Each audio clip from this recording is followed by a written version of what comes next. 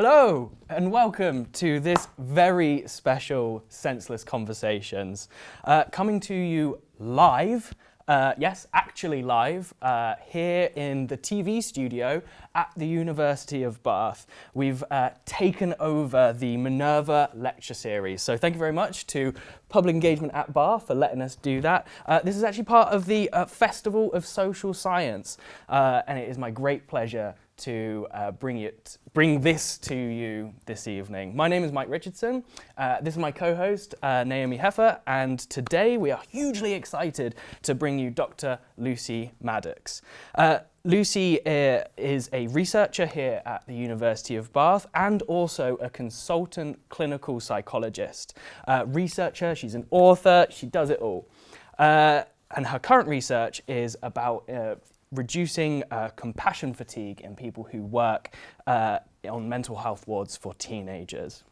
So although Lucy is undoubtedly more successful than me and Mike in probably every possible way, the three of us do share something in common, in that we love to share psychology ideas through writing, audio and other media. And to date, Lucy has written 3 books on psychology, and today she'll be talking to us about her research in the field of compassion, about how our childhood can impact on our adulthood and what we can do about it, and about her experience of providing therapy, including some of the ideas she shared in her most recent book, A Year to Change Your Mind. So in terms of housekeeping, we're very keen to take your questions as we go through this evening. Don't feel that you have to save them for the end. We're going to be getting to them as we go through the interview, so please post them in the Zoom Q&A as and when they pop into your head. Just a quick note about questions. We are going to be discussing some topics around mental well-being today, but this isn't quite the right forum for seeking advice about personal mental health problems. So do please try and keep those questions a little bit more broad. So that's all of the housekeeping out of the way. So good evening, Lucy. Hi, thanks so much for having me. It's great to be here. Very excited to be in the TV studio. Yeah, welcome, and thank you so much for taking part in our podcast. I think we're just going to kick off and probably start right at the top. What is compassion? Let's start with that. And why is it important? Nice question. Well, compassion is the feeling of empathy for somebody else's suffering, but also the really wanting to alleviate that suffering. So the motivation to do something to change it. So it can be compassion directed at others. It normally is when we think about compassion, but it can also be compassion directed towards ourselves. And it's a really practical thing to think about, I think, because it's very much not just about feeling and sort of getting alongside somebody else's feelings, but also thinking about how we can practically do something to help somebody feel better. And it's a really important thing because it underpins lots of our human relationships, really, personally and professionally. And certainly in the realm of healthcare, it's sort of crucial. It's part of the NHS constitution, and for good reason, because if compassion is lacking from healthcare, it can have really devastating consequences. Yeah, so I was going to kind of follow on from that by asking you about how compassion is different from empathy, but you've already sort of summed that up. It sounds like it's really kind of this desire to actually want to do something. Yeah, exactly. That kind of practically wanting to do something to make things better. So related to that, what is this idea of compassion fatigue? What does that mean, and kind of in what situations or maybe what professions is that particularly relevant? Yeah, compassion fatigue is this idea that maybe we get sort of tired of caring, or feel quite physically but also emotionally exhausted. And I kind of like to think about it as something that waxes and wanes. So it's not something that you have or you don't have necessarily. You might dip in and out of it throughout the day. And it particularly can affect people in caring professions, so healthcare workers, social workers, but also police officers or foster carers. There's been a lot of research with foster carers as well. And I think because we use ourselves and we care in lots of different settings, both personal and professional, it can really crop up for people in lots of different places. And there's some overlaps with the idea of compassion fatigue and other problems. So it overlaps a bit with burnout, and it overlaps a bit with secondary trauma, which is when we feel or experience symptoms of trauma because we've heard somebody else's traumatic story, even though we haven't experienced it ourselves. And that whole group of things sometimes gets called empathy-based stress. Mm-hmm. So thinking about the sort of stress we come under when we're working or caring in an empathic way. So just to capture, because you have defined what compassion is, and you did touch on empathy just a second, but just to differentiate them. So compassion is like the active, like an active version of empathy is feeling what somebody else is feeling, and compassion is like not necessarily feeling it, but like acting to alleviate somebody else's. Well, compassion is that extra step. So empathy is feeling as somebody else is feeling. Compassion is feeling as somebody else is feeling and being motivated to want to change that. Okay, great. And I wonder if, because your current research is centred around developing interventions to sort of combat, sounds a bit sort of aggressive, but this compassion fatigue, alleviate that compassion fatigue. How is that process going? Maybe you could say a word about those interventions that you're developing. Sure. I'll try not wang on about it too much. I can really talk about it for ages. But yeah, I'm really excited by the project. So it's a 5-year project which I'm doing part-time, and it's in 3 different parts. So I've just done a systematic literature review looking at what interventions there are already in mental health wards, and there's not that many because it's quite hard actually to do robust research in mental health wards because it's such a kind of high pressure, complex environment. So it's quite hard to find studies that are really well controlled. But there are some interesting ideas from there and also from other literature. And I'm just about to take the findings from that and ideas from other literature to a whole series of focus groups. So those groups are going to be with people who work on wards for teenagers, mental health wards for teenagers, but also ex-patients from those wards and parents and carers of people who've experienced time on those wards, and also some commissioners and managers. So really trying to get a huge range of stakeholder views there. And then we're going to co-design the intervention and then test it, pilot it on 2 wards. So it's we're kind of at the beginning of the process really of making the intervention. And so there's lots of ideas about what's likely to be helpful, but we've not made it yet. So, for anybody who doesn't know, a systematic review is where you take a set of search terms and you literally search for every single paper that comes under that criteria. And I did one last year, and I do not envy anyone who has to do one. It takes so much time. How many papers did you end up with in your systematic review? Well, we reviewed about 4,500, but we've ended up with 16 in it. Classic. Yeah, it was much more involved than I thought actually. I remember saying to my supervisor, oh, so you basically just, find the papers, read the papers, summarise the papers. She was like, yeah. All 4,000 of them. Yeah, absolutely terrible. So I mentioned in the beginning, this research project is around teenagers. Can you tell us what are the specific challenges relating to kind of understanding and supporting children, adolescents, teenagers, young people mental health? Yeah, sure, I will, and there definitely are some challenges.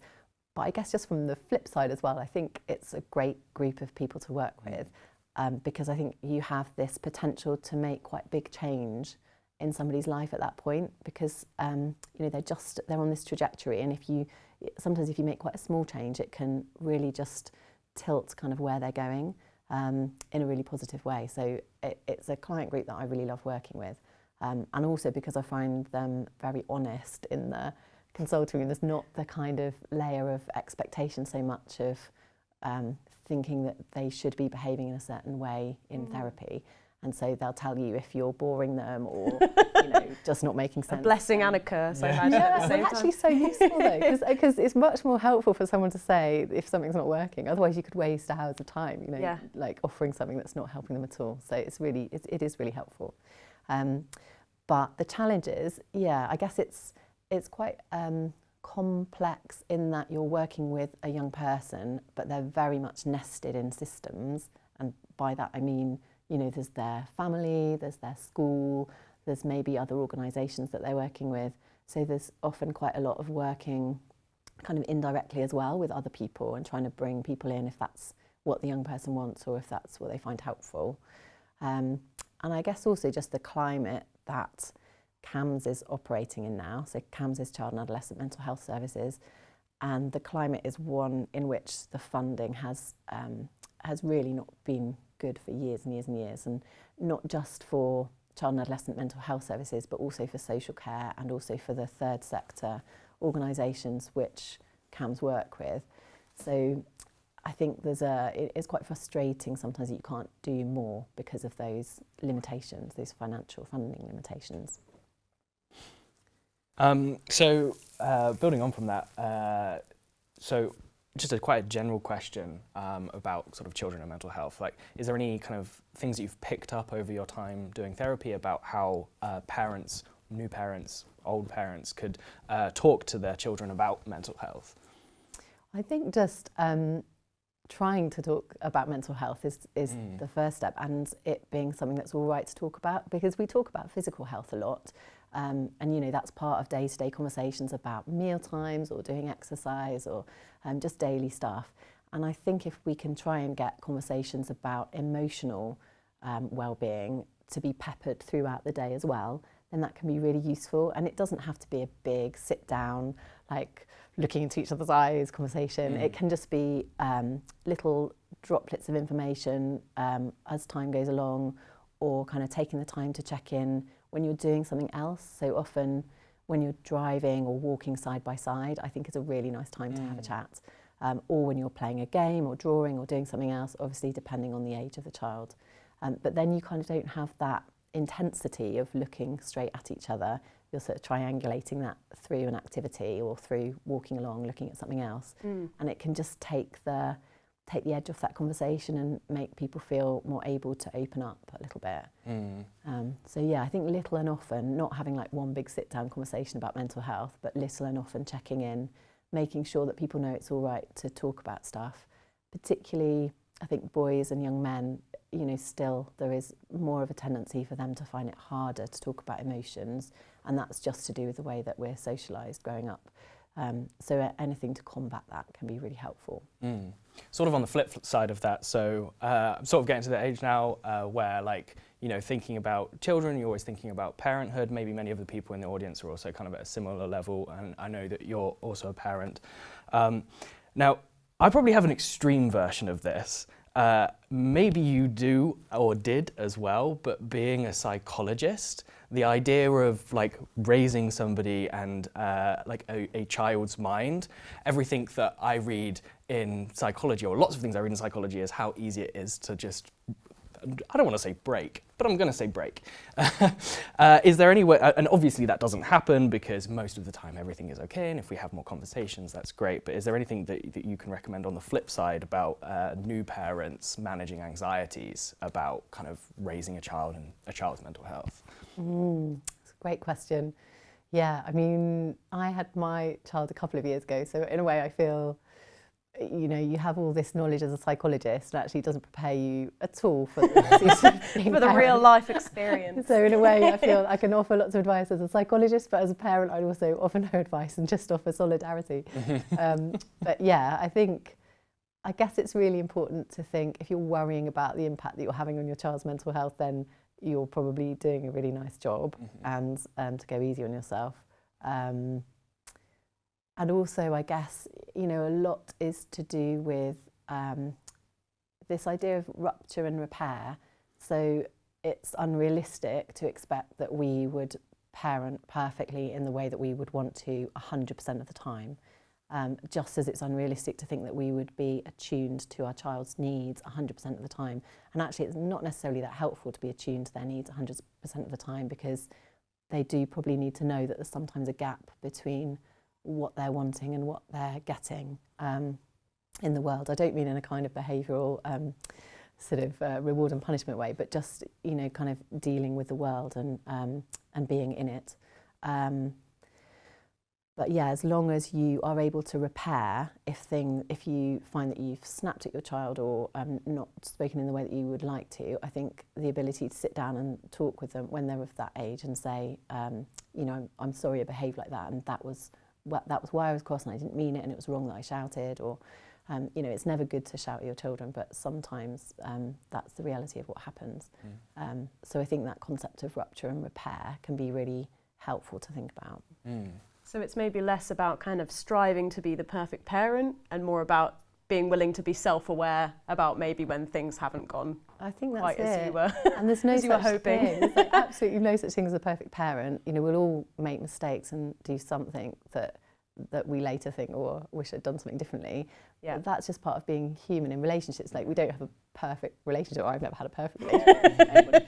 So, you know, that's okay. It's more about what we do with that gap, you know, between what somebody wants and what we've offered, you know, how we address that gap. And as long as you're kind of consistently and reliably showing up and caring and meeting your child's needs as much as you possibly can, I think it's about being good enough. This idea of, it comes from Donald Winnicott, this idea of the good enough parent is what they need, actually. Yeah, and I wonder if linking this back, we started off talking about compassion. This isn't one of the questions we have written down, just popped into my head. I mean, do you see kind of the parent-child relationship as being one of those where compassion is perhaps most important, and is that the kind of situation where compassion fatigue can occur as well in part of parenting? I think definitely, yeah. I think, and I think a lot of the stuff that we've done, or that I've been very interested in the research that I'm doing, is about how can you look after the people in a healthcare situation who are doing the caring, so that they feel well enough supported to then care compassionately. And a lot of what we found is that staff, so not in this project, but in a previous project, we found that staff were saying the things they needed to be able to offer compassionate care were the same things they wanted to be able to give. And I think a lot of that is true in any relationship, any caring relationship. Yeah. And the times when we feel depleted, it's much harder to offer compassion to somebody else because we haven't had our resources met in the way that we need. And in parenting, I think having small micro breaks where you can, you know, even like 10 minutes just to lie down and rest, or, you know, if you're in the thick of kind of sleep deprivation and all the rest of it, those small breaks can make a really big difference. And they're really, really important. And it's really important that people don't feel selfish for taking those breaks, because actually they help you to care better. And it's the same kind of thing in the healthcare environment as well. Yeah, so research has proven that this self-compassion breeds compassion. So we shouldn't it's feel really guilty for Yeah. indulging in that self-compassion. Even that's the wrong word, isn't it? Indulging, that implies that somehow we don't deserve it, but... Yeah, it's helping us. I think it's helpful to see it as a way to help you offer better care if you take those breaks. Yeah. Yeah. So kind of changing tack a little bit, I feel like a lot of what we're learning in the field of mental health and psychology today is all about basically how formative our earlier experiences were. And there seems to be sort of more acknowledgement maybe in the last 20 years about how important, you know, our experiences were as a child for our behaviour and our feelings and things now, and still acknowledging how those kind of experiences have shaped us. And I'm just kind of wondering, like, how can we strike the right balance between, you know, acknowledging that our experiences as a child, our previous perhaps stressful experiences have impacted on who we are now, our behaviour and our feelings, whilst also not kind of feeling bound by our past, not kind of feeling that, okay, now we're on a one-track road because we've almost been predestined. Like, how do we kind of strike the balance between those two things? I think that's a really nice word, the balance, because I think that's exactly what it is. And I think it's about thinking nothing's set in stone. You know, obviously, a whole realm of therapy and clinical psychology, and, you know, wouldn't exist if we thought that things were just predetermined from when you were young. Nothing's set in stone, but it is possible to, and helpful, I think, to reflect back on difficult experiences, and in particular if you feel like they are creating unhelpful patterns in your life at the moment. So sometimes we can just find we're getting into the same repeated patterns in relationships, or find that unhelpful memories are coming back to us in a way that's not helpful to us to help us kind of get on with our lives day to day. And if that's happening, then I think being able to reflect upon that and trying to think how we might try to do things differently can be really helpful. And particularly if it's been a really tricky childhood, then I think having a trusted other to do that with is really, really useful. Although, you know, also therapy is not for everyone, and for sure you can do a lot of self-reflection as well. But sometimes it can be helpful to have a neutral person just to help us spot things that we might be getting into, patterns we might be getting into. But absolutely it's not set in stone. And that's can feel like a really hopeless way of thinking about things, and it can lead us to have this sense of sort of learned helplessness, and which is an idea which actually goes along with depression. So, you know, quite often if people are experiencing low mood, they might be experiencing this feeling of learned helplessness where they feel like there's nothing they can do to do things differently. And I think if that's going on, it's really, really helpful to talk that through with someone else. That kind of relates, I guess, to your most recent book, right? Your most recent book is called A Year to Change Your Mind. It's taking lessons from therapy and kind of like getting outside the therapy room, which I really like. That's kind of like what our podcast originally started as, is trying to get like science out of the lab and just make it useful in everyday life. Into the ether. Do you have, don't need like a synopsis, but do you have like key take homes from that book? If anyone really wants to get into it, they should go buy your book. But do you have any like key takeaways from sort of CBT therapy that you think everyone could kind of benefit from? Yeah.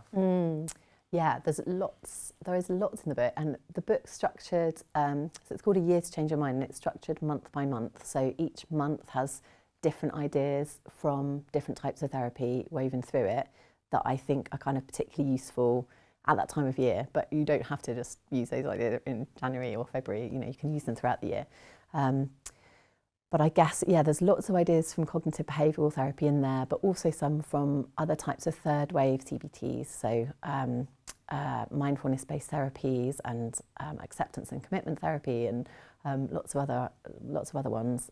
Some ideas from narrative therapy and some ideas from psychodynamic therapy too. So it's really eclectic. It's trying to share the stuff that I have found really useful when I've been working with people, but also stuff that I use myself. So there's quite a lot of self-compassion in there, actually.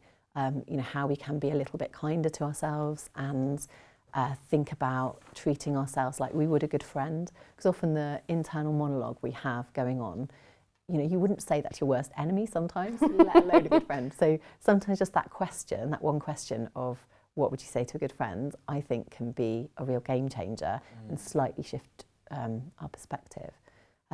But there's lots in there, and people don't have to buy it. Obviously, brilliant if they do, but libraries have it. But also, there's a podcast available on BBC Sounds, which is an abridged version. So it hasn't got everything. It hasn't got like the take-home messages at the end of each chapter, but it's got the gist of each chapter. So if people want to get an idea of it, that's freely accessible. Oh, amazing! And I think this links nicely into a question that we've had from the audience.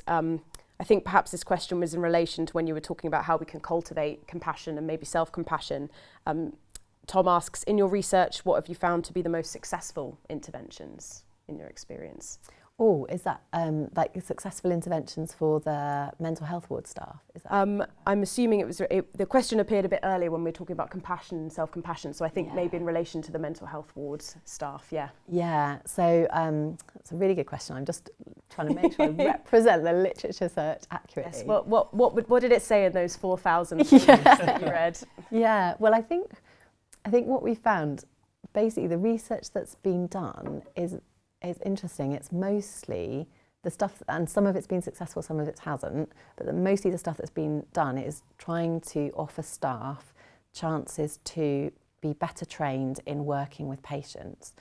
And some of those have also helped with staff burnout, some of those interventions, which is really interesting and does make sense, because it would make sense that if you are able to offer a better thing clinically and you feel like you're helping people more, then you might get more of a sense of something called compassion satisfaction, where you are feeling good because you've cared about someone and helped them. But what I find quite interesting from that literature is that actually there seems to be a bit of a gap in that there's very little, just in this setting, there has been lots done in other settings, but in the mental health ward setting, there's quite little done about really educating staff about what empathy-based stress is, and some of the really simple things that we know can be effective in other settings. So stuff like being aware of your own stress signature, being aware of what happens when you feel stress, and being aware of how to mitigate that. Things like thinking about what are the things that you might be doing that are accidentally making you feel more stressed. So stuff that makes you cope in the short term, but in the medium term makes you feel rubbish. So like, you know, you go home after a long day and you have a glass of wine, it turns into a bottle of wine, then you feel awful the next day. You know, that's an example of an unhelpful coping strategy, actually. And everybody has lots of different ones like that we can can think about tweaking. But there's also very little in the mental health ward literature on thinking about what the system around the staff are doing. So we know from lots of other organisational research that actually if you're putting too many demands on staff, then they're not going to be able to do the job in the same way. So if you're asking impossible things of them, or giving them too much admin to do with not enough time, or giving them impossible shift hours, they're not going to be able to care in the same way and offer care in the same way.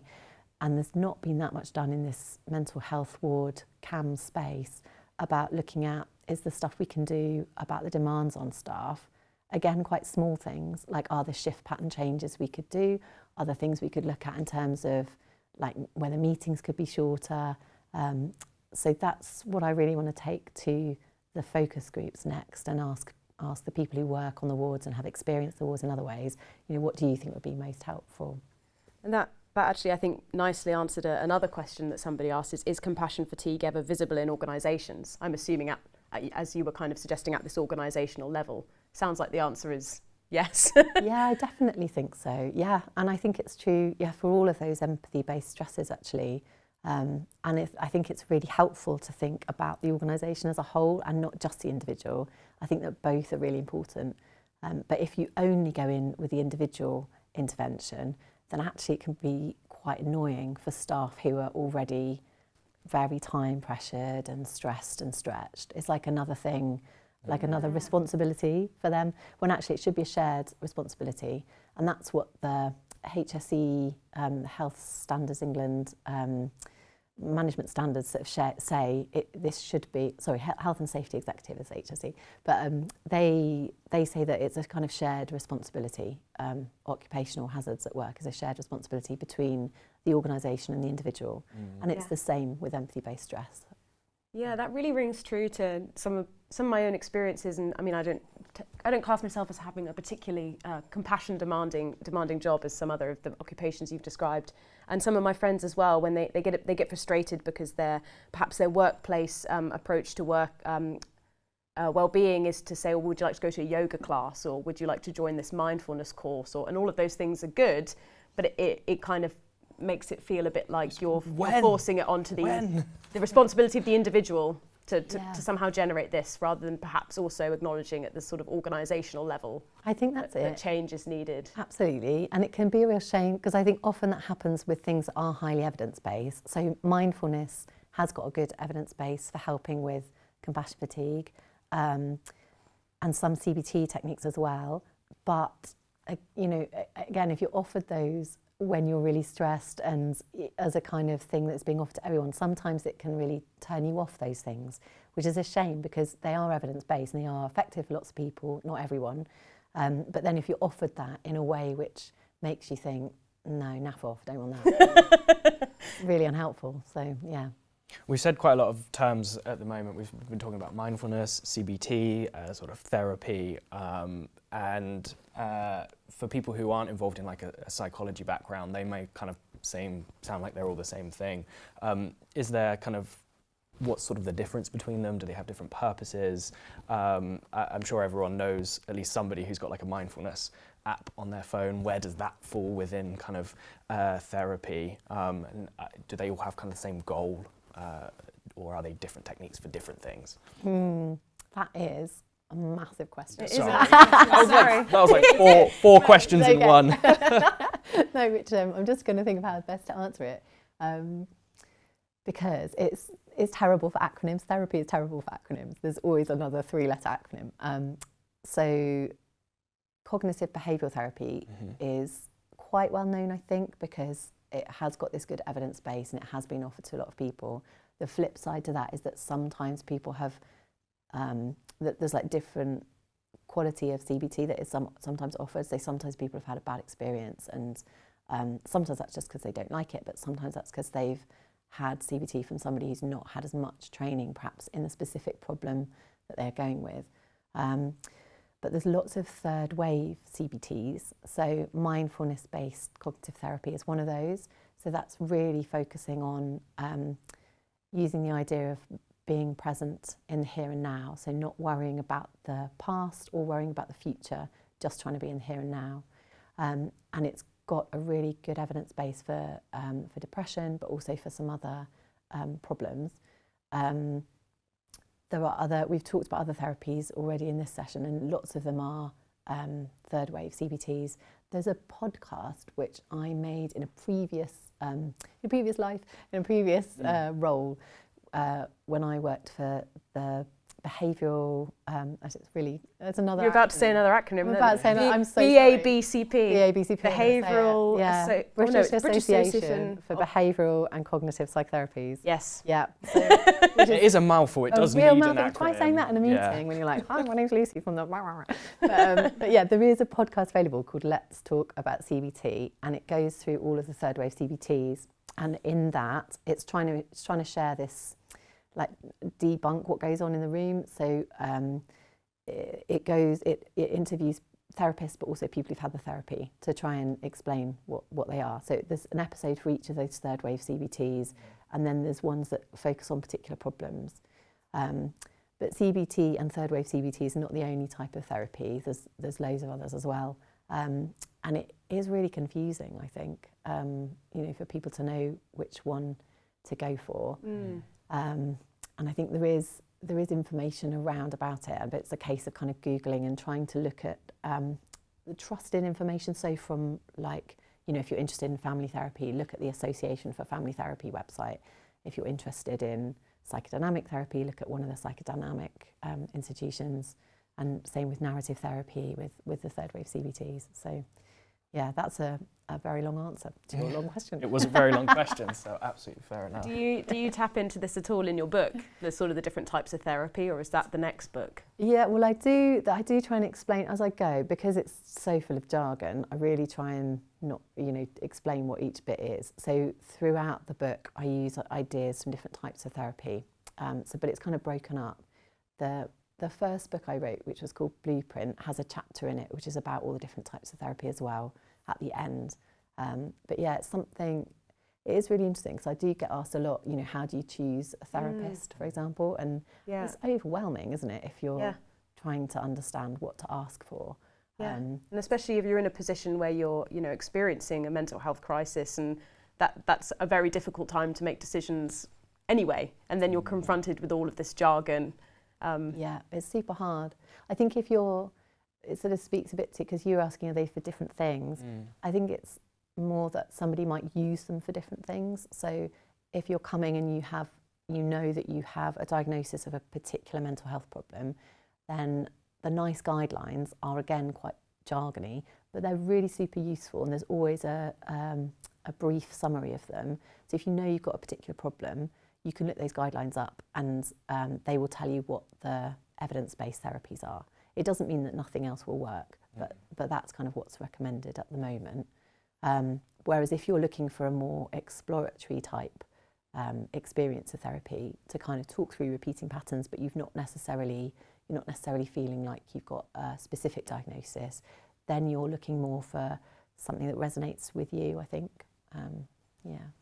It's really interesting. So kind of like building from that, so something that I practice mindfulness a lot, and the moments when I'm like feeling, if I feel low, or I'm having kind of like, mental health wobble, something like that, like work's really stressful, those are the moments when I start to like dip off of it. It sort of like naturally goes at the worst possible time. And exactly the same way, I think if somebody's in a mental health crisis, like trying to start something like mindfulness or therapy is really hard in that moment. Do you think there's like some value to kind of preventative, maybe? Like if someone, when you're well, start practicing mindfulness or ideas from CBT? Or is there value in sort of finding a therapist when you are perfectly happy and you just want to go tell someone how good your day is? Yeah, well, I love that idea, actually. Yeah. I mean, I think it's all about what you want to get out of it. Yeah, I think it's totally possible to go to therapy when you feel like things are going all right. But I guess normally there's like a dilemma that you're wanting some help with, though, I think. Yeah, because otherwise it's a lot of time, isn't it, to invest, and it's quite challenging. I think, therapy can be really hard work. So I think you go because you really want a bit of help with something. But absolutely, the idea of trying to build up practices that help our mental well-being when we're feeling robust and able to engage in those things, I just think 100%. It's, you know, it's just like looking after your physical health, you know. You don't wait until you're, you know, feeling really ill to start exercising. Yeah, exactly. It's not the best time to go on a run when you've like twisted your ankle or something. So it's, I think, and I guess the book is about trying to think about the most recent book, so A Year to Change Minds, about trying to think about, we're all on this spectrum of experience, so a mental health problem can happen to any of us, and will happen to lots of us throughout our lifetime, and we'll certainly know people who it's happened to as well. But you don't have to use therapy ideas just for those particular moments which are really, really challenging. You can also use them at other times, and it's not trying to say, you know, like depression is very different from feeling sad. It's a different thing, but you can still use some of those ideas from therapies for depression when you're feeling sad, and they can be helpful. So obviously you come from quite a strong clinical background. Mike and myself, without trying to make this too much about us, because it's not about us, we're sort of more from the realm of sort of cognitive psychology, and we're sort of interested in, you know, the basics of perception and memory and attention and these kind of things. So we're more familiar with the literature base around that. And I know that there's a lot of research that has suggested that kind of attention and perceptual type mechanisms like attention and memory biases, perhaps being more likely to pay attention to negative or threatening information, or more likely to memorize that information, that those types of perceptual mechanisms can contribute to mental health problems. To what extent do therapists kind of interact with those sort of more like sort of basic science ideas? Are those sort of well integrated into practice? Yeah, that's a lovely question. Yeah, I think it depends, without geeking out too much about all these different sorts of therapy again. Yes. But it depends what type of therapy. Okay. And particularly how much you see it in the room will depend on which type of therapy. So cognitive behavioural therapy definitely engages with it quite a lot, and I think tries to share it with the person who's coming. So the idea is that you're trying to like look at together, look, these are some of the biases that go on, share that information so that they can also think about what they do with that information. So like, for example, you said about threats processing there. So if you're really anxious, then you tend to scan for threatening things in the environment, which is extremely adaptive if you're in an environment where you're under threat. But it's less adaptive if you are feeling you're under threat, but actually you're not really at risk. So if I was standing up and doing a lecture, say, it's really common that I would notice the one person who's texting on the phone and like the other person who's yawning in the back room. Only one person. Well, you haven't been in my lectures. Yeah, so you like notice these people who are maybe confirming your ideas about, you know, I'm doing a boring lecture, or, you know, whatever it is that your threatening perception is.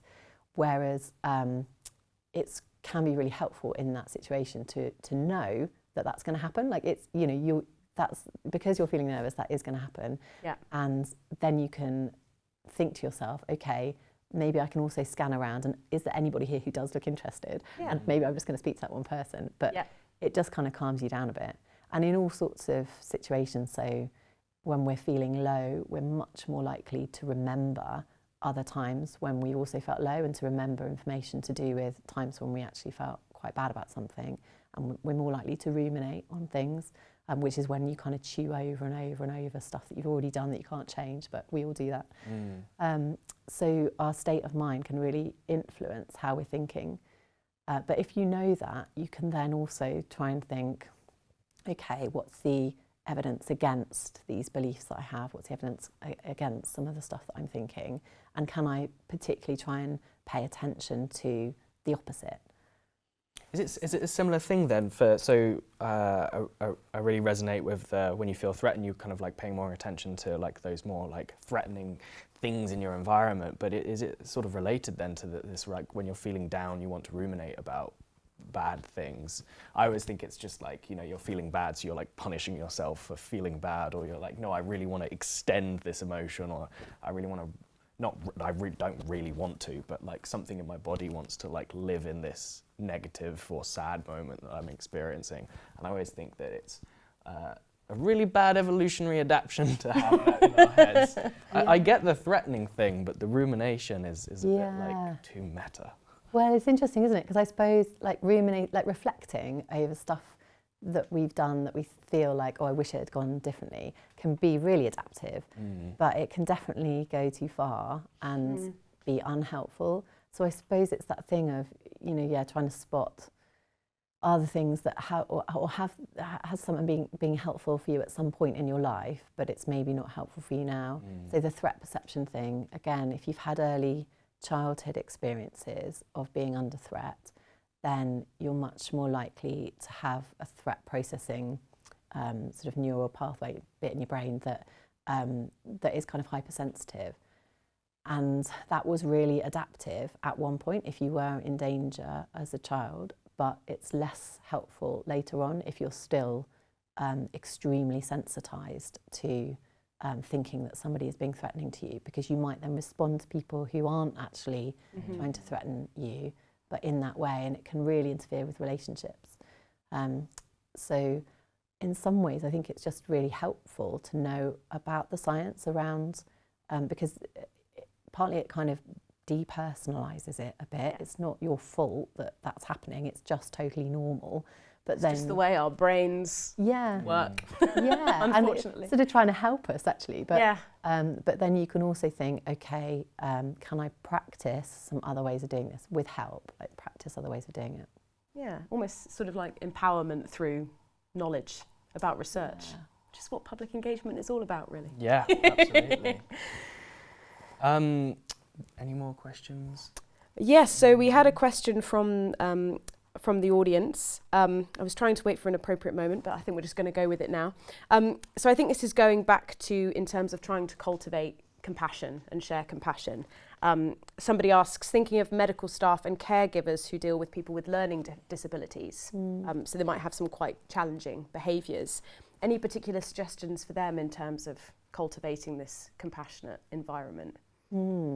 Makes me think of some of the literature on reflective practice, which is this idea that kind of staff having opportunities to really think about the reasons why somebody might be behaving in a certain way can be incredibly helpful. I guess because if we're in a situation where we're feeling like somebody else's behaviour is not changing and it's unhelpful for them and unhelpful for us, it can be really difficult to feel compassion. But if we can understand the function of that behaviour, then it can shift our mindset and maybe help us offer different solutions to that person where they can get what they need without engaging in whatever behaviour it is. But also just can kind of change our feeling about what's happening in quite a helpful way. So reflective practice opportunities are things like, it might be individual supervision with somebody else, with a trusted senior colleague, or it might be staff groups where they get the chance to reflect on what's happening and think about whether they can understand it from the other person's point of view more. But those sorts of opportunities are really, really crucial, I think, for staff working in challenging situations. I've got a question which is more like jumping away from that a little bit. So a lot of my research is on technology. I do a lot of stuff with sort of virtual reality or telepresence, kind of new methods of communication. And so while I think that these technologies have got like a really good, and they're going in like a cool direction and there's lots of interesting things that's happening with them, I've also done therapy a couple of times, some in person and some online, and the online ones maybe not so good. Where do you see like the role of technology in therapy? I'm always getting Facebook ads for like BetterHelp, for example. BetterHelp is like my top suggested. Maybe it knows I work in Facebook academia. ad. Yeah. Do you have any thoughts about where technology might be taking therapy, or how do you use it in your practice, if at all? Oh yeah, great question. Yeah, have you heard of the Woebot? Woebot, W-O-E bot. Yeah, okay. Just like one of these like interactive digital therapy tools. But yeah, I think I don't use it very much at all, except that during the pandemic, you know, everything shifted online. So I do offer online therapy, and that, yeah, the experience I have of it is different to being in the room with somebody, but I do think it can be useful. And as long as you can adapt, so like slowing the pace down in particular, I think is really important, and trying to use some of the tools online so that you can creatively think about how you're drawing stuff together or that kind of thing. I think it has its place and it can be really useful, and it can increase accessibility for people who might not be able to get out of the house or might not be able to make a certain time. So I think that can be helpful, but that's a kind of personal view. I think the research on it all is suggesting that some of it can be really useful, but it depends how it's delivered and if you want it or not. So if you're offered it but actually you really wanted face-to-face, then that's just quite disappointing. Whereas if you're somebody who did want it, then that can be quite a positive experience. But there are some really creative things, so particularly virtual reality, amazing stuff to do with post-traumatic stress disorder with veterans, where they have sort of computer game scenarios where it's a war zone and they're using that to re-experience something that you could never safely re-experience. Or there's a lovely virtual reality thing for heights, fear of heights, where you're like going up higher and higher in this shopping centre and then you end up floating around on this blue whale. It's really kind of a bit trippy at the end, but yeah, I think there are some really innovative programmes, and in fact they're doing quite a lot at the University of Oxford. They have a centre there, don't they, for virtual reality integration into therapy, I think. They do, and there's some lovely stuff there. And also King's College, they're doing some really great stuff there as well, actually. So yeah, Dan Freeman's worth checking out at Oxford, and Lucia Valmaggio at the Institute of Psychiatry. They're both doing really innovative stuff. I think in the future, it's probably going to, my guess would be it'd be blended, and you know, for example, the heights, fear of heights programme, I think there's quite a good evidence base for it, and it's something that you maybe don't need so much of a therapist guiding you necessarily.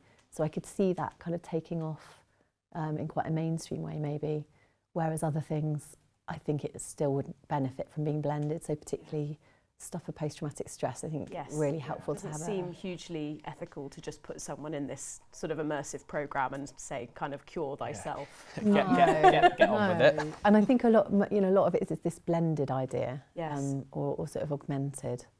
There's other stuff for psychosis, slow-mo, again at King's College, where they're using sort of apps to think about people rating their paranoid ideas, so kind of changing the bubbles on the iPad to make it bigger or smaller, and it's really creative stuff, and they've used design partners to do it. So I think in the future it'll be a mix, would be my hunch. So it sounds like it's about taking these tools and using them in a complementary way, rather than maybe being like, let's replace conventional therapy, or just take the therapy room and put it on Zoom. As you were kind of saying, you have to be aware of the differences and actually make some changes. Yeah, but the personal connection's really important. So, you know, feeling like you trust someone and feeling like you've got a personal connection, I think is, well, and certainly the research says it's a lot of it. No talking to ChatGPT as your therapist. I mean, you could give it a go. But so we've got a couple of questions from our audience. Joanne asks, in your research, what might be the 3 most effective strategies to cultivate compassion? In a healthcare setting? I think more generally, perhaps, but I think you could take the question that way. That is such a great question, and I think, to be totally honest, I can't give you the answer to that yet, because I don't think we're far on enough in the process. After the focus groups, be able to tell you, you'll be able to come back to that one. Yeah, I think watch this space. Yeah, try and get you a top 3. And then we had a question about perhaps the signs of mental health issues in teenagers. Perhaps what are some signs for parents or maybe concerned parties to look out for? I think one is to be careful about, there's a stereotype around teenagers that they're all moody and shut themselves away in their room and just grunt and don't talk, and you know, that, I don't know if you remember that Harry Enfield sketch where Harry, you know, he turns into the teenager and the stroke of midnight and then kind of just totally regresses to not. not. A character called Kevin? Kevin, Made that thank up? you. Yes. Well done. Yeah, he just like totally loses the power of speech. And I think that is really doing teenagers a massive disservice. And I think if you are noticing a teenager in your lives taking themselves away a lot, really withdrawing, definitely reach out to them and check in and see if they're okay, because it's not, depression is not a kind of normal bit of being a teenager. It doesn't have to be a normal part of teenage experience. And similarly, self-harm, I think, you know, again, this idea that, you know, maybe it's just a phase and everyone goes through it. And again, I don't think that that's true, actually. So if you are aware of self-harming, it's definitely worth talking to somebody about that. So we weren't sure if we'd have time for this, but as we do, we wanted to ask you a little bit about perhaps your motivations for writing a book, and maybe what that process was like. Maybe you could say a little bit about how did the idea kind of first come to mind, and what is it like as a researcher, as a clinical psychologist, to, you know, write a book for everyday people? I really loved it, actually. I do it because I really love it. Yeah, it's one of my favourite things to do, to write, and I'm really into the idea of sharing psychology, because I do think it's very useful, and I think everyone should have the chance to access it, really, because not everyone has the time or ability to go to therapy, and or maybe not everyone wants to go to therapy. So it's, you know, you can still use those ideas in a light touch way, I think, throughout your life. So I was really motivated to share the ideas. But the process of writing this particular book was, I basically did it on maternity leave, because I pitched the book when I was pregnant and I had no idea what it would be like to have a baby. And I wouldn't recommend it. Although in a way it kept me like tied to my identity in a nice way, which was helpful. But it definitely was quite tricky. So I started off writing it at night on my notes app, because there were these kind of long periods of time overnight where I was breastfeeding like for ages. I just had no idea that it would take that long. And so I'd be like sleep deprived, like writing notes on my notes app, wake up in the morning, it would just be this mess. About half of it would make sense. It was all like totally changed. I thought I'd written something quite profound, and actually it was terrible. So then I started doing it. My partner took my baby out on nap walks two afternoons a week for 2 hours, and I would just jump on a computer and write. But again, I was still quite sleep deprived, so it was a bit, it took a lot of editing. But I'm glad I did it, yeah. And it has been heavily edited now, so I don't want to put anyone off reading it.